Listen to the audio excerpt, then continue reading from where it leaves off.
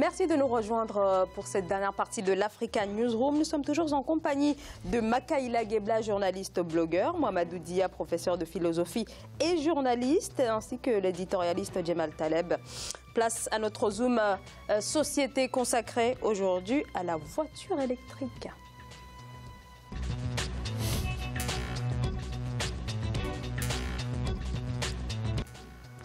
Réduire la consommation de carburant, un impératif en Égypte. Chaque année, le pays est exposé à une hausse du prix de l'essence, sans compter le risque environnemental. Et si la réponse se trouvait dans l'utilisation de la voiture électrique? Oui, mais voilà, elles sont encore trop chères, une problématique qui vient en plus se rajouter à celle de la recharge de ces voitures. Les précisions de Solène Duplessis. Les bornes de chargement des voitures électriques se développent en Égypte dans le cadre des efforts fournis par le pays pour réduire la consommation de carburant et faire ainsi des économies de carbone. La compagnie Revolta, spécialisée dans les infrastructures de rechargement des voitures électriques, prévoit de mettre en place 65 stations au cours du mois de février en Égypte. L'objectif est d'atteindre 300 bornes accessibles dans tout le pays d'ici à 2022. La première station que nous avons inaugurée le 11 février, c'est la station du Caire. Il y aura 64 autres dans les 7 gouvernorats du pays. Le reste des stations seront situées dans différents endroits, y compris les centres commerciaux, les hôtels, les universités, les clubs de sport et tout autre lieu public où les voitures peuvent être garées. Alors que les prix des voitures électriques sont jusqu'à présent plus élevés que les voitures qui roulent au carburant, le ministère égyptien du Commerce prévoit de baisser le coût des constructeurs de véhicules électriques Tesla et Hyundai, afin de les rendre plus accessibles à la consommation de masse. D'autres mesures du gouvernement prévoient de mettre fin aux subventions sur le carburant. De cette manière, recharger une voiture électrique reviendra à moins cher que de mettre du carburant. En raison de la hausse du coût de l'essence, je pense que ce sera très intéressant en Égypte, car cela permettra d'économiser beaucoup d'argent. Il n'y a pas besoin d'entretien. On gagne aussi beaucoup de temps. Ces mesures interviennent alors que le ministère du Commerce et de l'Industrie prévoit de faire passer les énergies renouvelables du pays à 22% en 2 ans. Le ministère adopte les bornes de recharge de voitures électriques pour son aspect écologique et son rapport coût-efficacité en termes de maintenance. Donc une voiture pour faire face notamment aux défis écologiques, mais pas seulement, ça peut également permettre de faire face aux pénuries de carburant constatées dans les grandes capitales africaines. Mohamedou Dia. Oui, notamment dans un pays comme le Nigeria qui est grand producteur de pétrole et qui souvent fait face à des pénuries. Ça c'est pour la boutade. Pour l'Égypte, en tout cas pour le Caire, une ville aussi polluée que le Caire, évidemment cela se comprend. Et bon, mais le problème, c'est toujours un problème de coût et de possibilités pour comment on appelle ça, de moyens au niveau des populations pour pouvoir se payer de telles voitures. Alors le défi est énorme. Là, on a vu que le gouvernement égyptien veut s'engager à réduire un petit peu ces voitures qui coûtent, il faut bien le dire, beaucoup plus cher que les voitures à carburant. Donc là, c'est un défi majeur là, pour le gouvernement. Jemal Taleb. Je pense que c'est un souci de riches. Ça doit concerner très peu de gens. Je ne pense pas que ce soit la révolution en Égypte demain. D'ailleurs, les Égyptiens eux-mêmes le disent de façon assez modeste. Le projet n'est pas du tout ambitieux. On est à combien? 65 stations pour viser 300 en 2022. Ça va, pour un pays de 100 millions d'habitants, l'ambition est quand même assez moyenne. Troisièmement, c'est un pays gazier, donc je pense que le souci premier de l'Égypte demain, ce n'est pas de réduire les CO2, mais plutôt d'en augmenter, parce que c'est un grand pays gazier dans la prochaine décennie.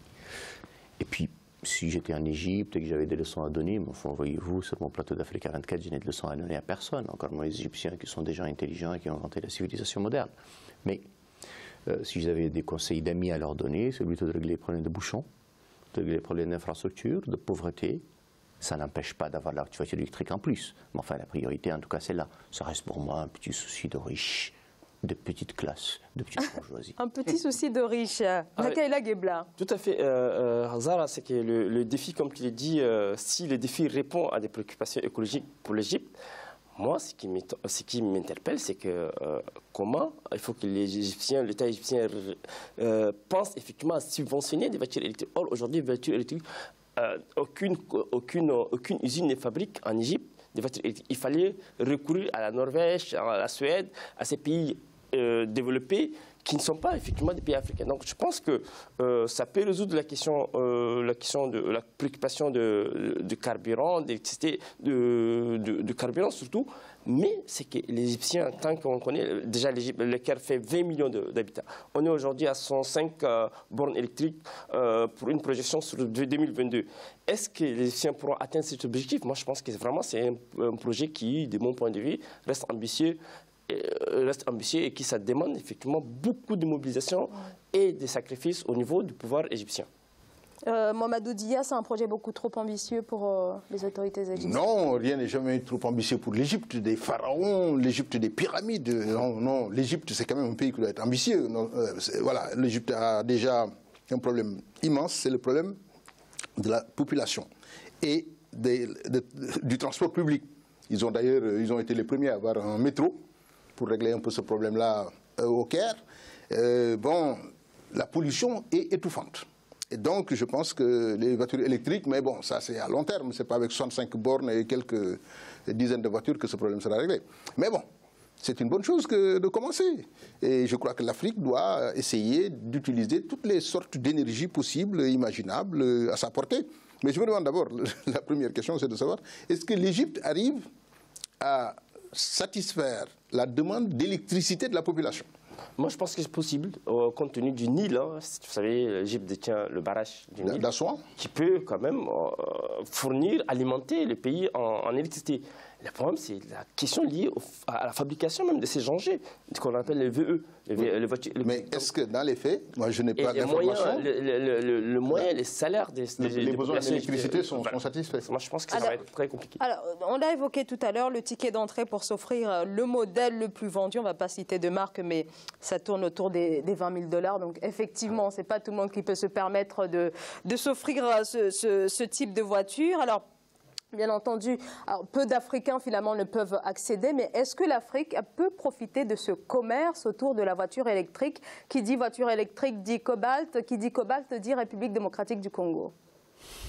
Mais bien sûr, mais allez en Afrique, vous allez voir toutes les marques de voitures possibles et imaginables, de la Maserati à... voilà, elles existent. Il y a des gens qui peuvent se le payer, qui se le payent. Jemal Taleb, comment l'Afrique peut... être en position de profiter finalement de ce marché qui ne lui profite pas, mais en tout cas des retombées assez conséquentes? Je n'ai pas d'idée particulièrement révolutionnaire ni totalement innovante sur ce sujet. Donc je vais dire des banalités et enfoncer des portes ouvertes. Je vous laisse l'économie de ce temps. Moi, je pense que l'Afrique pourrait, si jamais elle a la volonté de répondre effectivement aux nouvelles technologies, mais aujourd'hui, ce qui nous pose problème, c'est que la volonté défaillante de nos chefs d'État à acquérir effectivement de nouvelles technologies qui nous pose problème. Sinon, l'Afrique est un continent qui peut avoir toutes ses ambitions, atteindre ses objectifs. Mais il reste un problème de déficit de volonté de réaliser ses ambitions.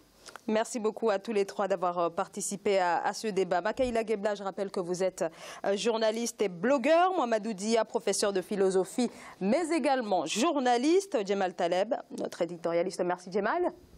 Merci. Et puis il ne faut pas oublier que Mamadou Dia est un haut fonctionnaire sénégalais. Merci pour cette précision et merci à vous également de nous avoir suivis. À demain, très bonne soirée. Merci. Voilà.